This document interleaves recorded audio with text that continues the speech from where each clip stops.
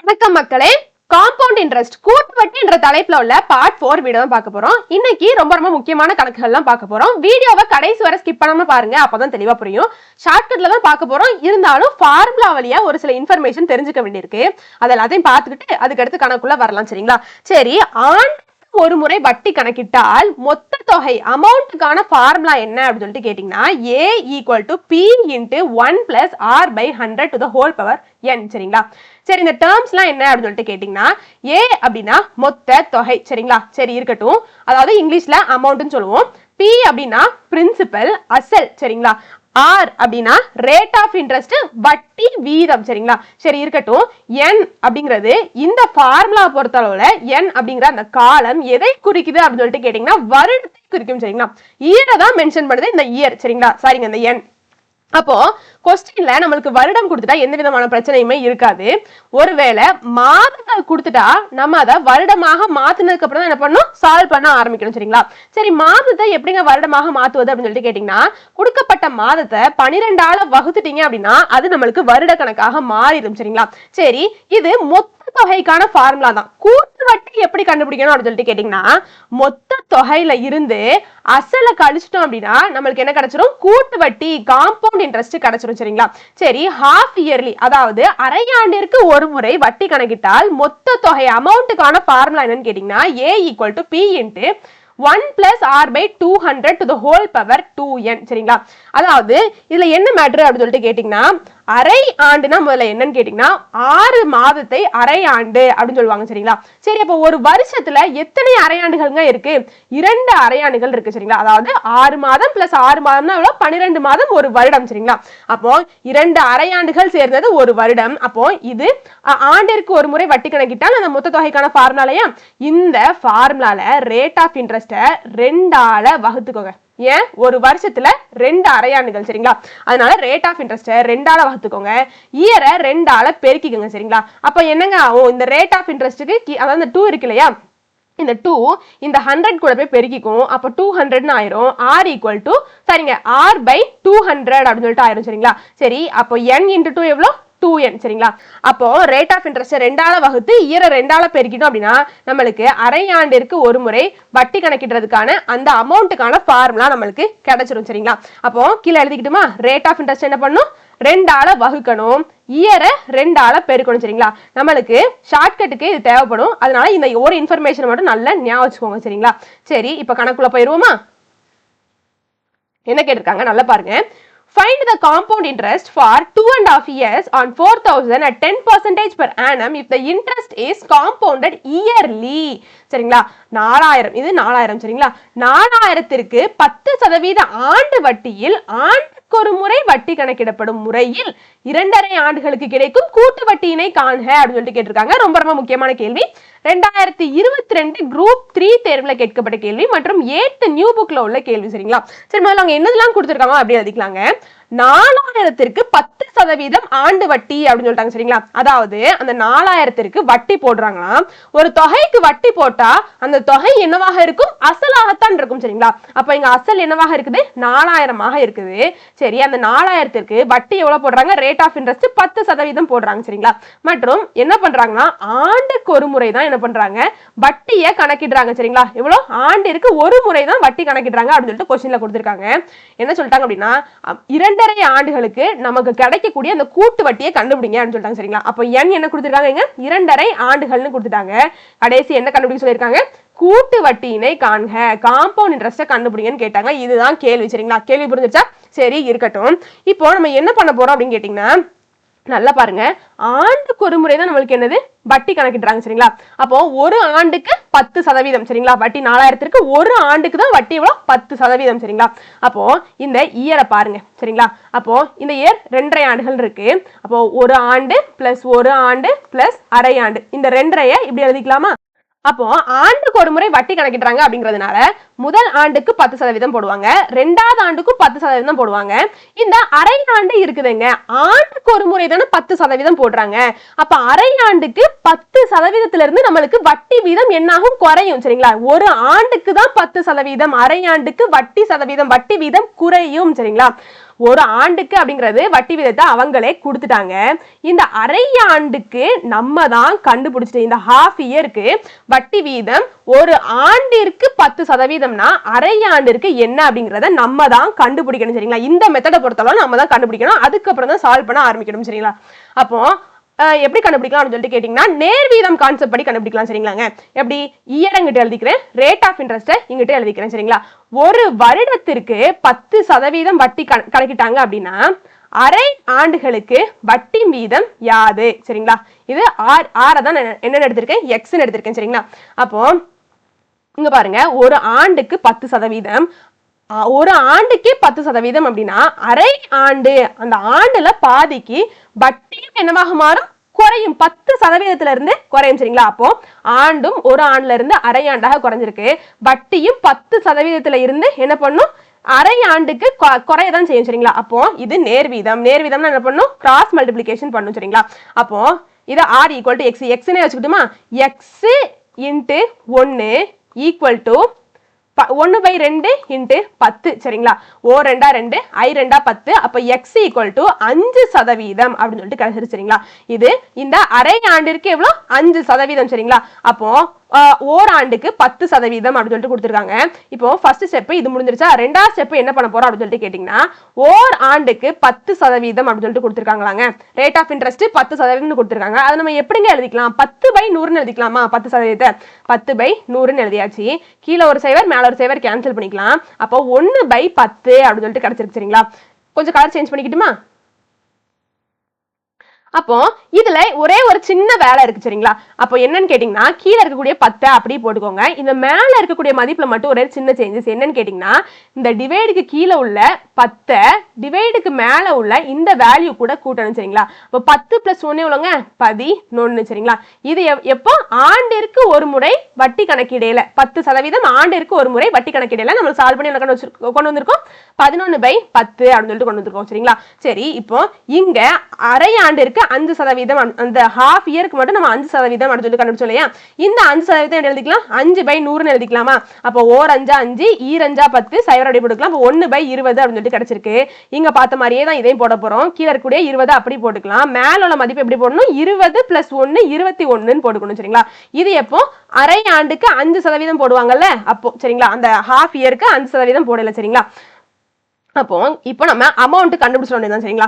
இப்போ நமக்கு டைரக்டாவே எல்லாத்தையும் சால்வ் பண்ணி முடிச்சிடலாம்.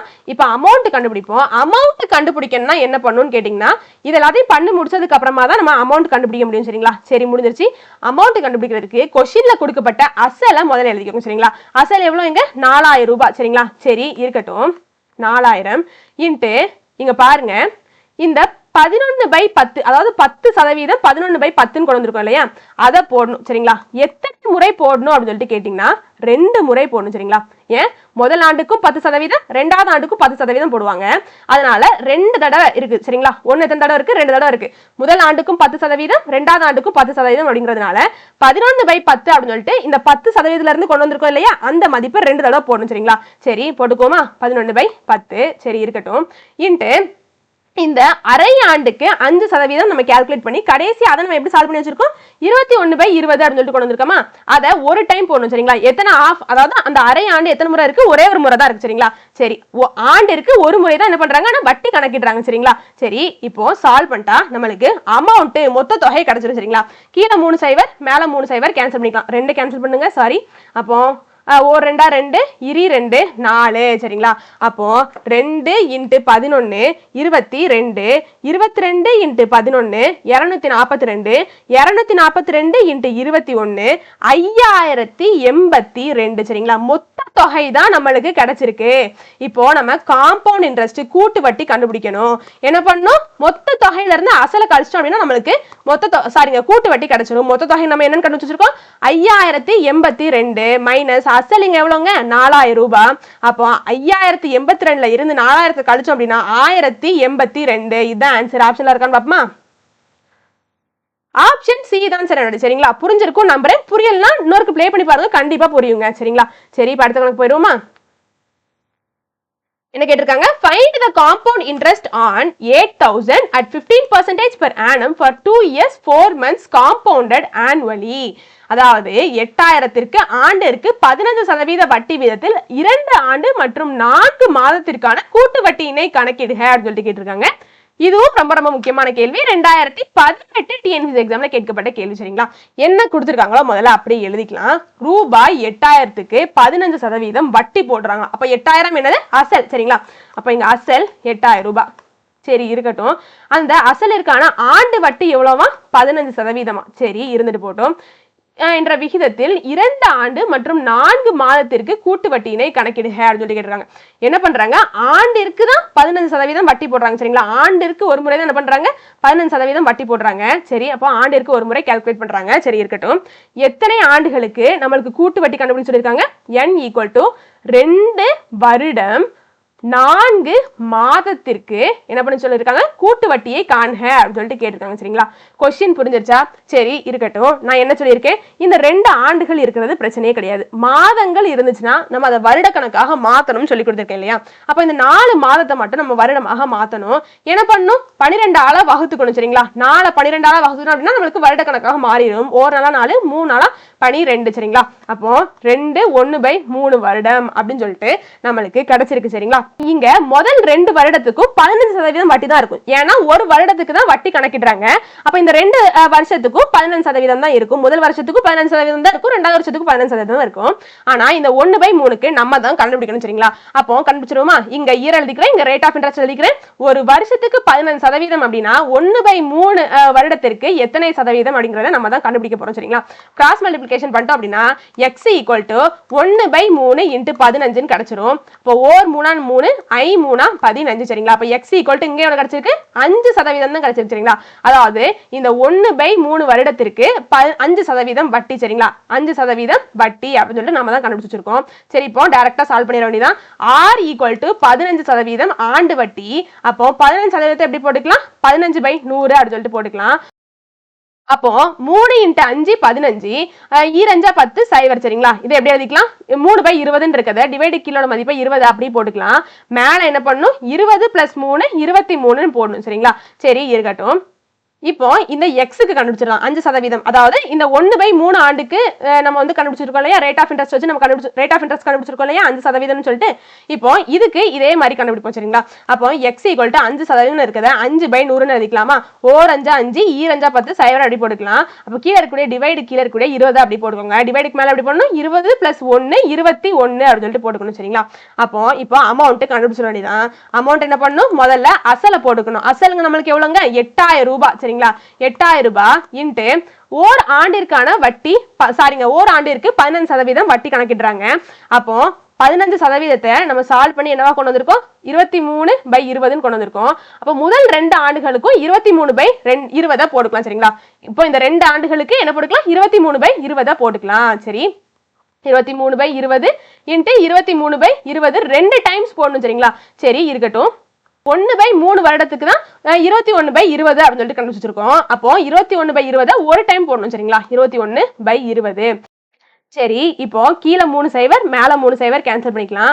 1 2 2, 4 2 8, 1 2 2, 2 4, 1 2 2, 1 2 2. சரிங்களா, அப்போ 23 × 23 529. சரிங்களா, 529 × 21 11,109. சரிங்களா, இப்போ நம்மளுக்கு கூட்டு வட்டி தான் தேவை. கூட்டு வட்டி கண்டுபிடிக்கணும்னா என்ன பண்ணணும், மொத்த தொகையில இருந்து அசலை கழிக்கணும். மொத்த தொகை இப்பதான் கண்டுபிடிச்சிருக்கோம் 11,109. அசல் நம்மளுக்கு கொஸ்டின் என்ன கொடுத்திருக்காங்க, 8,000 ரூபான்னு கொடுத்திருக்காங்க. 11,109ல இருந்து 8,000 கழிச்சோம் அப்படின்னா 3,109 அப்படின்னு சொல்லிட்டு கிடைக்கும். இதுதான் ஆன்சர். ஆப்ஷன்ல இருக்கா, ஆப்ஷன் பி தான் சரி. சரிங்களா, சரி அடுத்த கணக்கு போயிருவோமா?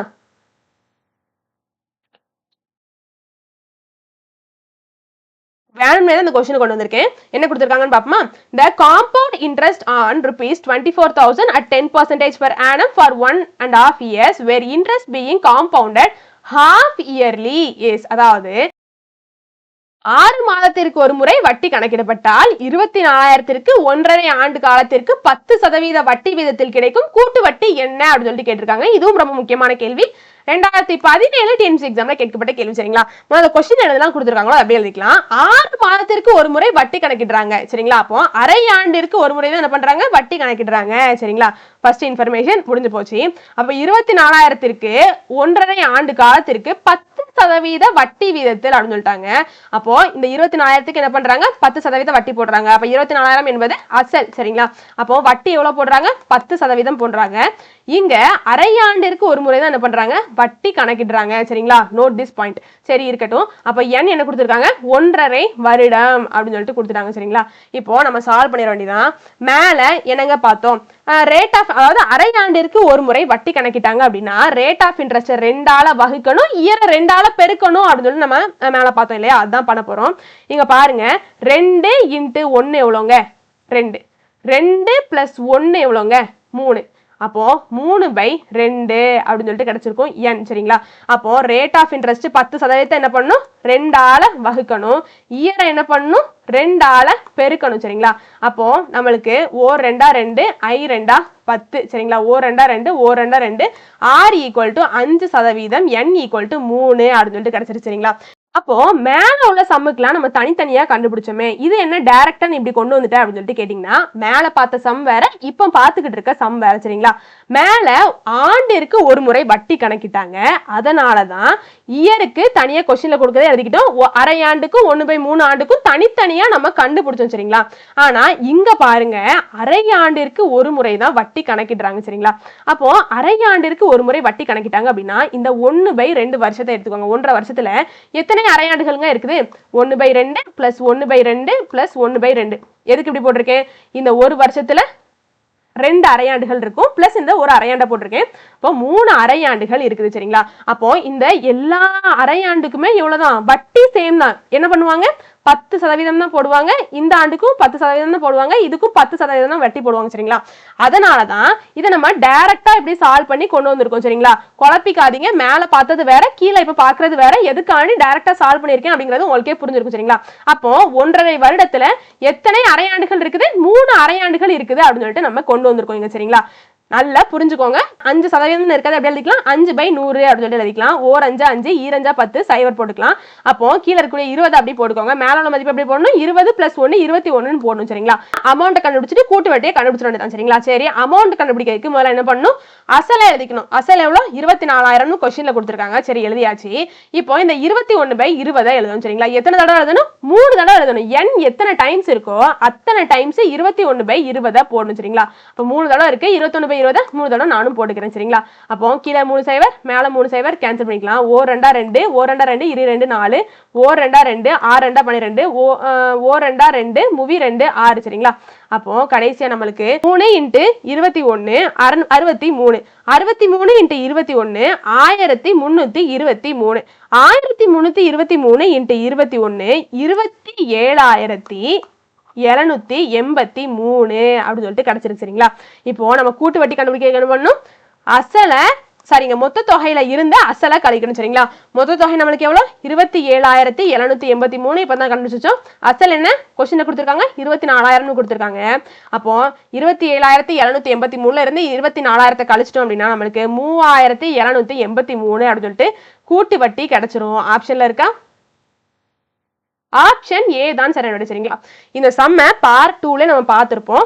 இருந்தாலும் உங்க குழப்பிடக்கூடாது அப்படிங்கிறதுக்காண்டி தான் திரும்பியும் ஒரு எடுத்து டிஃபரன்ஸ் சொல்லி கொடுத்தேன் சரிங்களா. இந்த வீடியோ உங்களுக்கு பிடிச்சிருக்கும் நம்புறேன். வெற்றியை நோக்கிய உங்கள் பயணத்திற்கு என் வாழ்த்துக்கள். நன்றி, வணக்கம்.